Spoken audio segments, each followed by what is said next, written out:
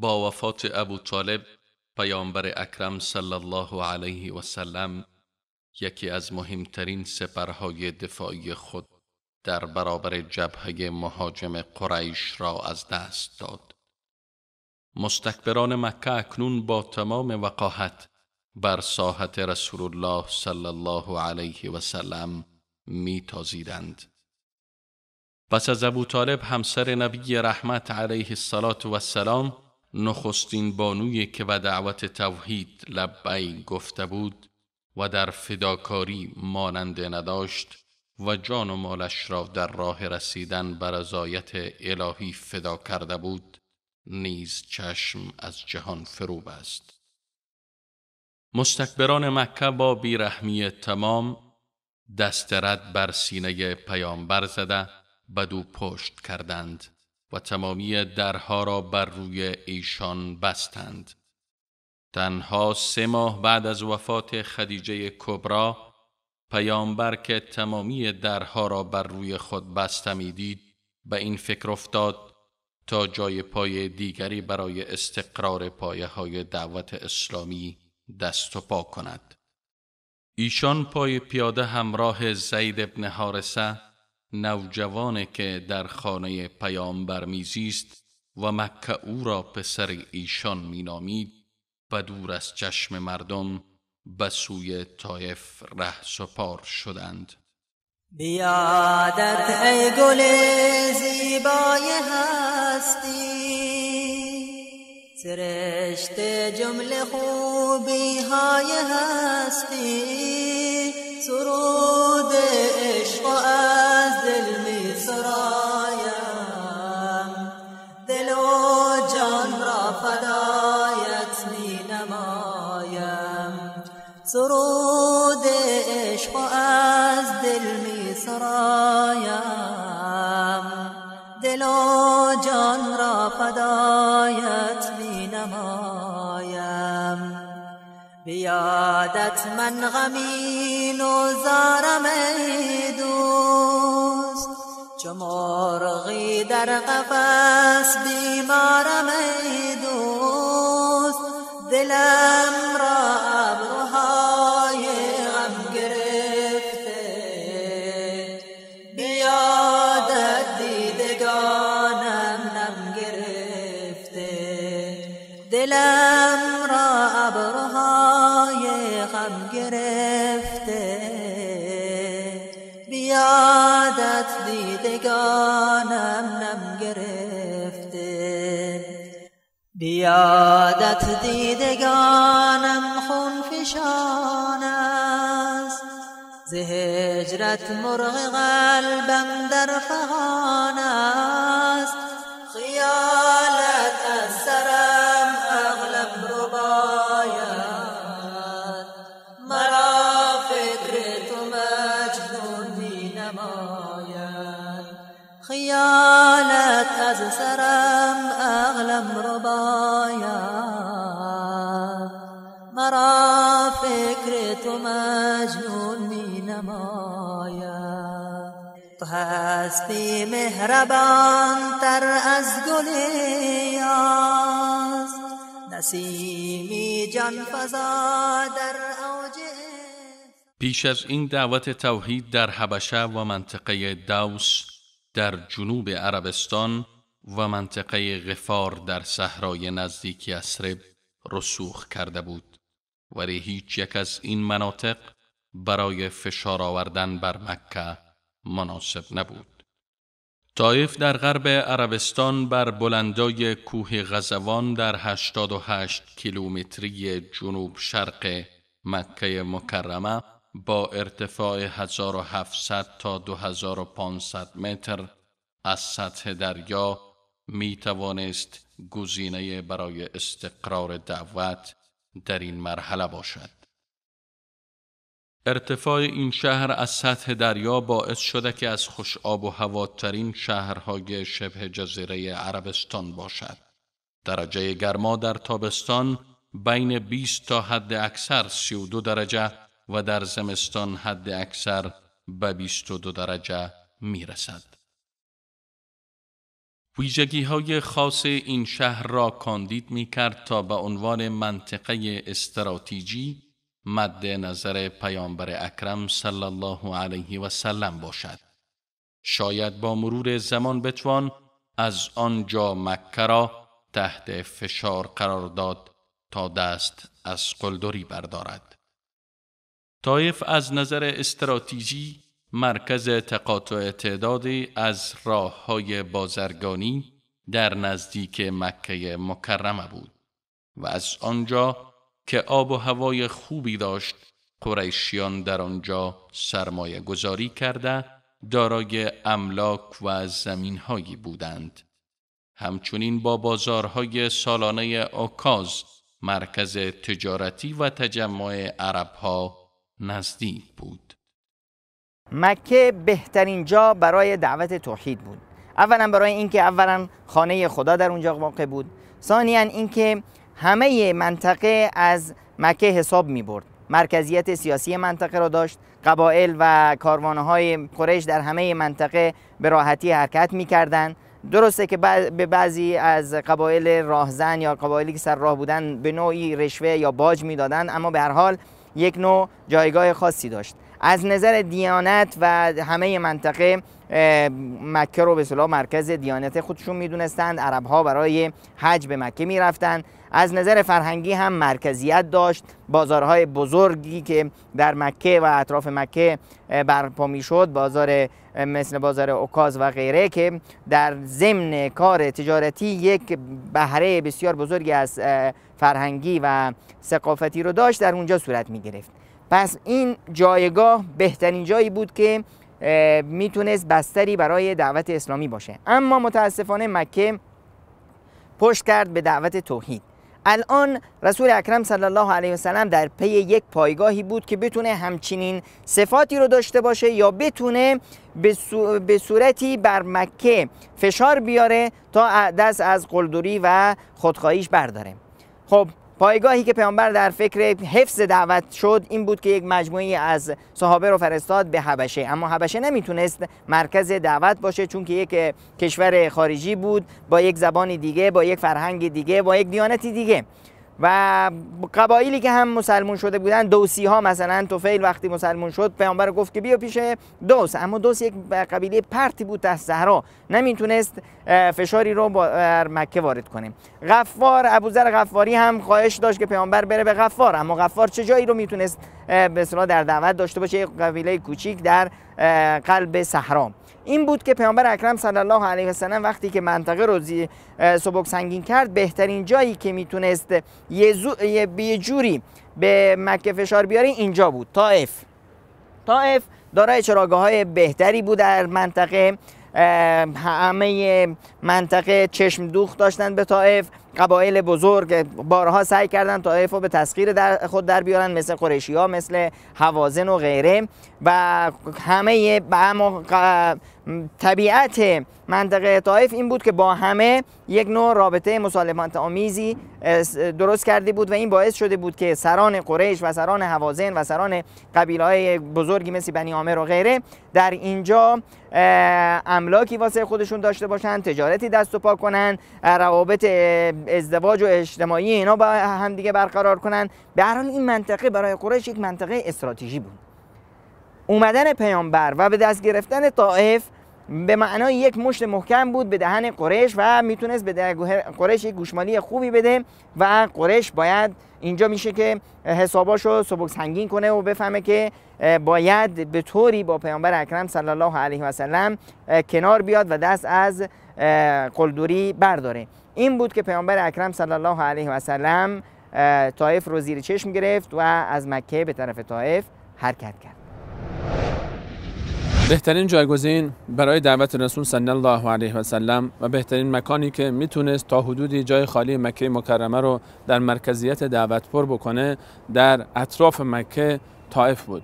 طائف سرزمین خوش آب و هوایی بود نسبت به اطراف خودش، نسبت به ماحول خودش که توجه بسیاری رو جلب کرده بود. کشاورزی‌های فراوان، باغ‌های بزرگ و انبوه سبب شده بود تا بسیاری چشم طمع بدوزن به طائف و این سرزمین و حتی هجوم بیارن به اینجا، من جمله خود قریش که بارها برای تصرف طائف حمله کرد و تلاش کرد و تا حدی تحت فشار قرار داد مردم طائف رو که بنی ثقیف ساکنان طائف مجبور شدن پیمان دوستی ببندن با مردم قریش. بسیاری از طایف‌های قریش مثل بنی هاشم، بنی مخزوم، عبد شمس در طائف زمین‌ها داشتن، باغ‌های کشاورزی داشتن که در تابستان‌های گرم مکه مکرمه برای اینکه اینجا هواش خنک‌تر بود به این منطقه می آمدن و به استراحت و تفریح می پرداختن. طائف در تابستان‌ها نسبت به مکه مکرمه حدود 15 تا 20 درجه دماش خنک‌تره و این سبب شده بود تا بسیاری به این منطقه سفر بکنن و برای طائف نقشه بکشن. علاوه بر این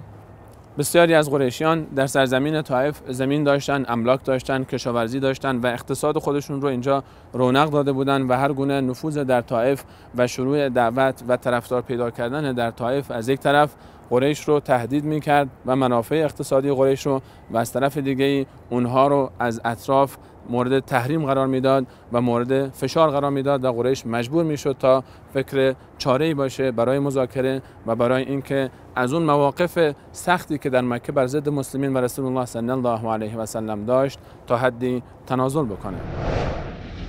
پیامبر اکرم صلی الله علیه و سلم مسیر مکه تا طائف که بیش از 60 مایل یا بیشتر از 120 اندی کیلو فاصله داشت رو با پای پیاده طی کردند و از بین این کوه‌ها و اینها بیرون اومدن از داخل مکه تا اهل مکه متوجه نشن که ایشون برای سفری به خارج از شهر میرن و در عین حال کسی از پهلوانای صحابه امثال عمر و عثمان و ابوبکر و حمزه و اینها رو کسی رو با خودش نگرفتن. که تنها کسی که همراه پیامبر اکرم صلی الله علیه و سلم بود زید بود. زید هم به عنوان پسر پیامبر اکرم صلی الله علیه و سلم شناخته میشد و کسی هیچ گونه شکی نکرد که پیامبر اکرم صلی الله علیه و سلم میخوان برن برای یک سفر خارجی و برای در پی یک نوع تشکلی هستند، در پی یک نوع جایگاهی هستند که بتونه مرکزیت حمل دعوت و گسترش دعوت رو داشته باشه، در پی یک جایی هستند که بتونه بستر مناسبی باشه برای انتشار دعوت و انتشار پیام اسلام به جهان. تمام این راه رو پیامبر اکرم صلی الله علیه و سلم طی کردن و اومدن به طائف.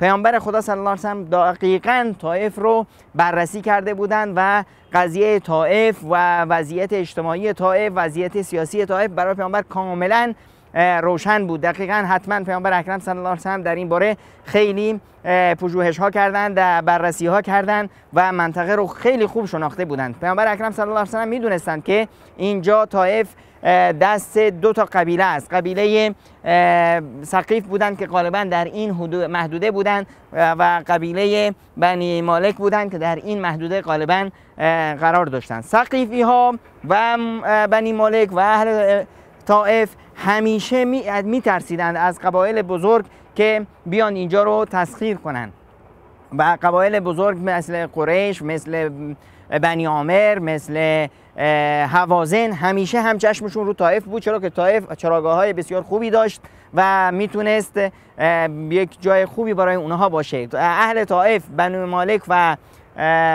ثقیفی ها یک نوع قراردادهایی با خودشون بسته بودند و منطقه رو به شکل یک مسالمت آمیز با ساخت و باخت با قبایل بزرگ اداره می‌کردند تا حداقل بتونن امنیت خودشون رو حفظ کنند و باعث نشن که منطقه درگیر بشه. اگر منطقه درگیر بشه خب منطقه اینجا منطقه سیاحتی خیلی خوبی بود، منطقه چراگاه‌های خیلی خوبی داشت، منطقه از نظر تجارتی هم برای خیلی ها مهم بود.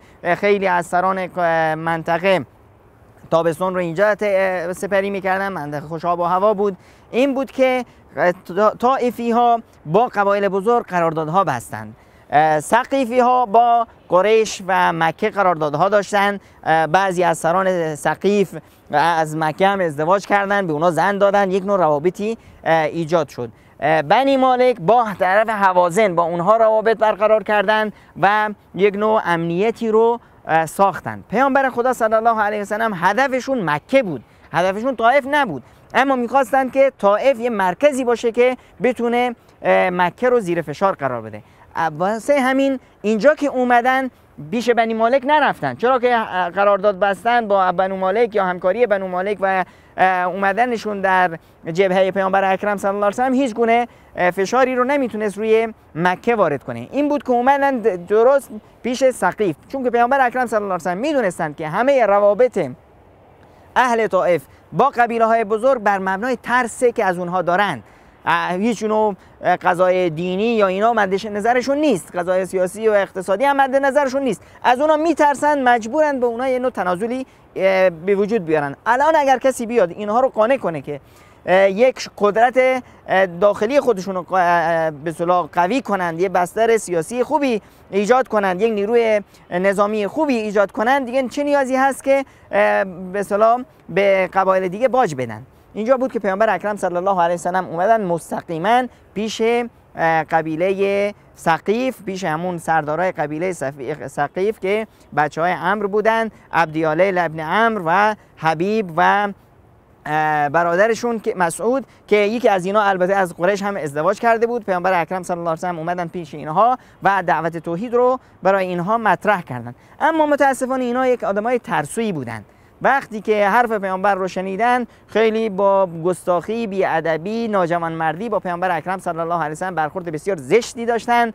وقتی پیامبر اکرم صلی الله علیه و سلم دیدن که نه، با اینها نمیشه ساخت و اینها آدمایی نیستند که بتونند به اصطلاح پایگاه خوبی رو برای دعوت ایجاد کنند، تنها چیزی که برای پیامبر الان مطرح بود این بود که خبر به قریش نرسه. اگر قریش مطلع بشه که محمد از مکه خارج شده، میخواد یه پایگاه جدیدی درست کنه و میخواد که از این راه به قریش فشار بیاره، حتما واکنش نشان خواهد داد. این بود که از اونها خواست که شما حالا که دعوت رو قبول نمی کنید، لطف کنید به مکه اطلاع ندید. این آدمای ترسو از روی نامردی گفتن نه، ما باید اطلاع بدیم، چطور ما از قریش میترسیم. این بود که یکی رو فوراً یک سوارکاری رو خواستند و گفتند که برو به مکه اطلاع بده که محمد اومده و از ما خواسته که ما باش باشیم و ما رد کردیم، ما با شما هستیم و از این حرفا.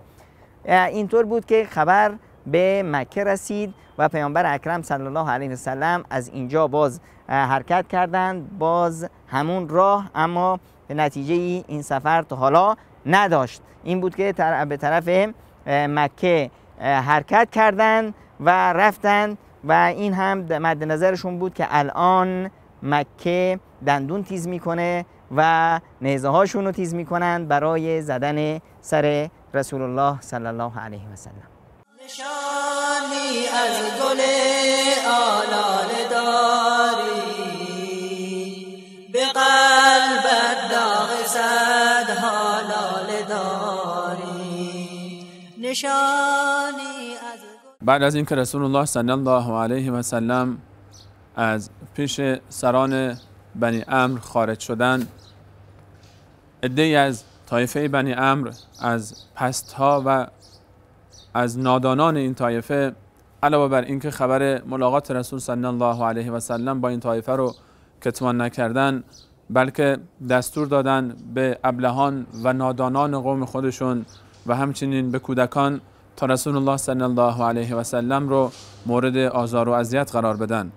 صف طولانی تشکیل شد و نادانان و ابلهان بنی عمرو و ثقیف شروع کردند به سنگ انداختن به سمت رسول صلی الله علیه و سلم و نفرین آن حضرت علیه السلام.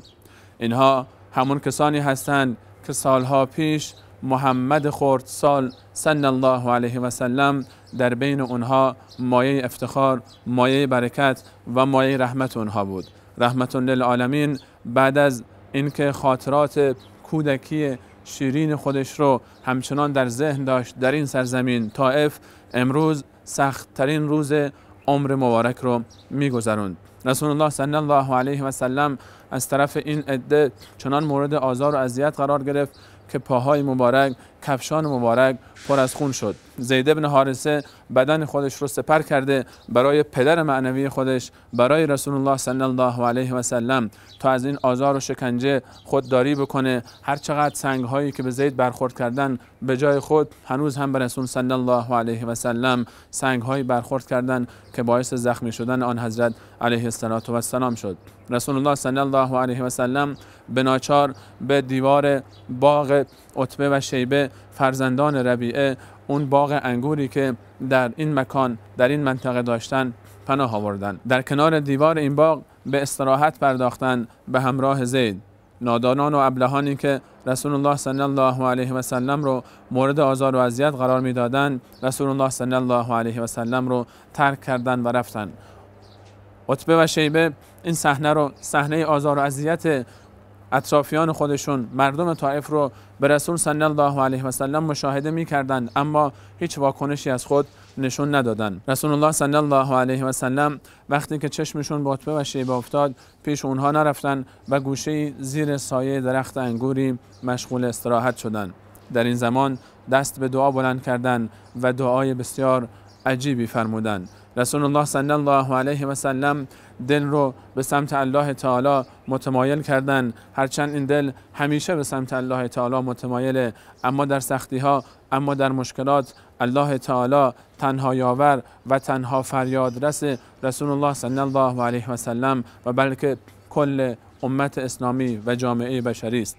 رسول الله صلی الله علیه و سلم دست به دعا بلند میکنند و میفرمایند اللهم انی اشکو الیک ضعف قوتی. بار الها، من به پیش شما گلایه میکنم از ناتوانی خودم، از ضعف قدرت خودم و قلت حیلتی، و از اینکه چاره و اندیشه من اندک بود و به نتیجه نرسید، و هوانی علی الناس، و از اینکه مردم دارن من رو آزار و شکنجه میدن. همه این دردها رو به پیش شما عرضه میکنم.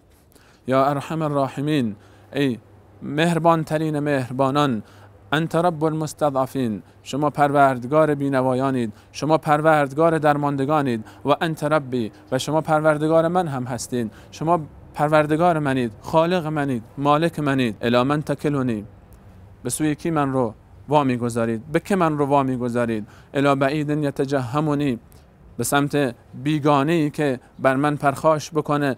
ام الی عدو ملکته امری، یا به سوی دشمنی که زمام امور من رو به دست اون سپردید. لم یکن بک علی غضب فلا ابالی، اگر شما از دست من خشمگین نباشید، اگر شما از دست من ناراحت نباشید، هیچ باکی نیست. اعوذ بنور وجهک الذی اشرقت له الظلمات، پناه میبرم به نور جمال شما، همون نوری که تمام تاریکی ها رو منور ساخت. و صلح له امر الدنیا والآخره، و امور دنیا و آخرت رو سازماندهی کرد و سامان داد. پناه میبرم به این نور، من ان ینزل بی غضبک، از اینکه غضب شما بر من نازل بشه، او یحل علی سخطک، یا از اینکه خشم شما من رو در بر بگیره و عذاب شما بر من نازل بشه.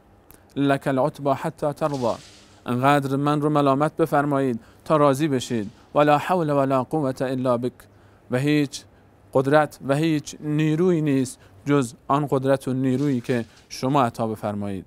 رسول الله صلی الله علیه و سلم در این دعا فقط به سمت الله تعالی متوجهن. در این دعا از این میترسن که نکنه در کار دعوت، در راه ابلاغ رسالت جای کوتاهی صورت گرفته باشه و این امر سبب خشم الله تعالی شده باشه و این امر سبب نارضایتی الله متعال شده باشه. رسول الله صلی الله علیه و سلم از اون سختی هایی که بر ایشون رفته نگران نیستن. از این نگرانن که نکنه این نشانه غضب الله تعالی است، نکنه این نشان نارضایتی الله متعال. به خاطر همین خاضعانه و مخلصانه در پیشگاه الله تعالی دست بلند میکنن و دعا میکنن. دعا سلاح مؤمنه. دعا اون موقعی که تمام درها به روی انسان بسته است، اون موقعی که تمام راهها، تمام نقشه ها به بنبست میرسه، راه آسمان باز است. اون موقع است که انسان باید فقط پرواز کردن رو بلد باشه تا بتونه در این بنبست ها راه آسمان رو پی بگیره و حرکت بکنه به سمت الله متعال، همون ذاتی که تمام اختیار عالم به دست اوست. رسول الله صلی الله علیه و سلم در این مکان این دعای ربانی رو بر زبان آوردن. على الورى طه حبيبي صلوا عليه. اینجا مسجد عداس هست، مسجدی که به یادبود عداس عراقی نینوایی بنا شده است. قصه از این قرار بود که پیامبر اکرم صلی الله علیه و سلم وقتی که اهل طائف به ایشون پشت کردند و نامهری کردند با ایشون وقتی از این ور اومدن، اینجا یک تاکستان بود، باغ انگوری بود از عتبه و شیبه فرزندان ربیعه. پیامبر اکرم صلی الله علیه و سلم اینجا پناه آوردن زیر یک انگوری. عتبه و شیبه که اونجا وایستاده بودن با اون قلبای سنگی و کینه‌توز و حقودشون وقتی پیامبر رو در اون حالت دیدن یه مقداری عطوفت و شفقت پیدا کردن. غلامی داشتن نصرانی اسمش بود عداس. به غلامشون گفتن یکم انگور بگیر ببر بده به این بنده خدا. عداس یه مقدار انگور آورد و تقدیم کرد به پیامبر اکرم صلی الله علیه و سلم. رسول الله صلی الله علیه و سلم خواستن انگور میل بفرمایند، گفتن بسم الله. عداس تعجب کرد، گفت که این اهل این منطقه این حرفو نمیگن. پیامبر خدا صلی الله علیه و سلم متوجه شدن که ایشون از این منطقه نیستن. گفتن شما بچه کجایی؟ گفت من بچه نینوام. پیامبر خدا صلی الله علیه و سلم فرمودن به شما از نینوا هستید، از سرزمین بنده صالح خدا یونس ابن متی؟ عداس حیران شد، گفت که شما یونس ابن متی رو از کجا میشناسی؟ پیامبر خدا صلی الله علیه و سلم فرمودند که ذاک اخی کان نبیا و انا نبی. اون برادر منه، اون پیامبر خدا بود، منم پیامبر خدام. عداس که در چشما و صورت پیامبر خدا صلی الله علیه و سلم صداقت و نبوت رو دید، فوراً پیشانی مبارک رو بوسید، دستای مبارک رو بوسید، گفت اشهد ان لا اله الا الله و انک رسول الله و ایمان آورد. ببینید یک بسم الله گفتن باعث شد که این فرد ایمان بیاره. عتبه و شیبه که از دور نظارگر ماجرا بودن، یکیشون به دیگری گفت ببین غلام تو خرابش کرد. عداس از اینجا که برگشت گفتن چی کار کردی عداس؟ گفت که در روی زمین مردی بهتر از این نیست، این پیامبر خداست، شما چی کار دارید میکنید؟ این رسول الله است. اونا بهش گفتن عداس دیوونه نشو، دین تو از دین اون بهتره. ببینید اینا مشرک و بت پرست بودن و اون مسیحی بود، اما حاضر بودن با مسیحی کنار بیان و اسلام رو بزنند و پیامبر رو به اصطلاح رد کنند. بعد از اون پیامبر خدا صلی الله علیه و سلم از اینجا رفتن به سوی مکه. گویا خداوند متعال میخواست به پیامبرش بگه که ای رسول من، اگر خیشای تو، اگر قریشیا، اگر قوم تو حاضر نشدند دین تو رو قبول کنند، از دین تو بیزاری کردند، این دین تو دین جهانیان است، برای این ملت تنها نیست، برای دنیاست. الان این از عراق اومد و مسلمون شد. بعدها وقتی که غزوه بدر شد و مشرکان خواستند برند و مسلمونا رو ریشه کن کنن، عتبه و شیبه به عداس گفتند که بیا بریم با ما. گفت که میخواید برید جنگ کی؟ جنگ همون کسی که اومد تو باغتون اون روز؟ گفتن بله.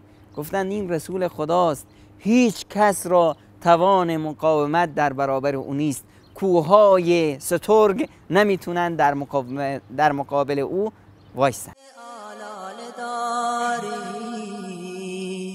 به قلبت داغ صد حلال داری، بیادت ای سر و دندان شکسته، شکم را با سلاح سنگ و بسته فرستادم به یاد تو سلامی به سبزی بهاران احترامی فرستادم به یاد تو سلامی به سبزی بهاران احترامی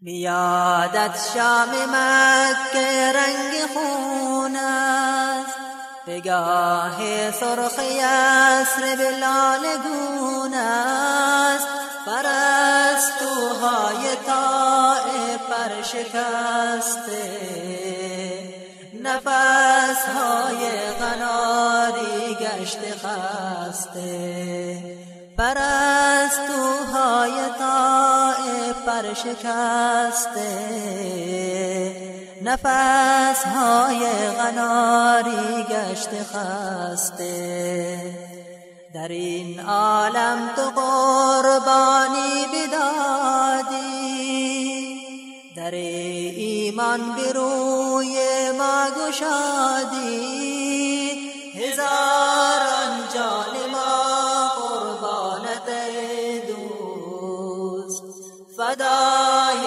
دین جاویدانت دوست هزاران جان ما قربانت دوست فدای دین جاویدانت دوست رسول الله توی محمود هر دل توی سر منزل مقصود هر دل درود قدسیان بر روح پاکت بیاران شهید سینه چاکت درود قدسیان بر روح پاکت بیاران شهید سینه چاکت درود قدسیان بر روح پاکت بیاران شهید سینه چاکت محمد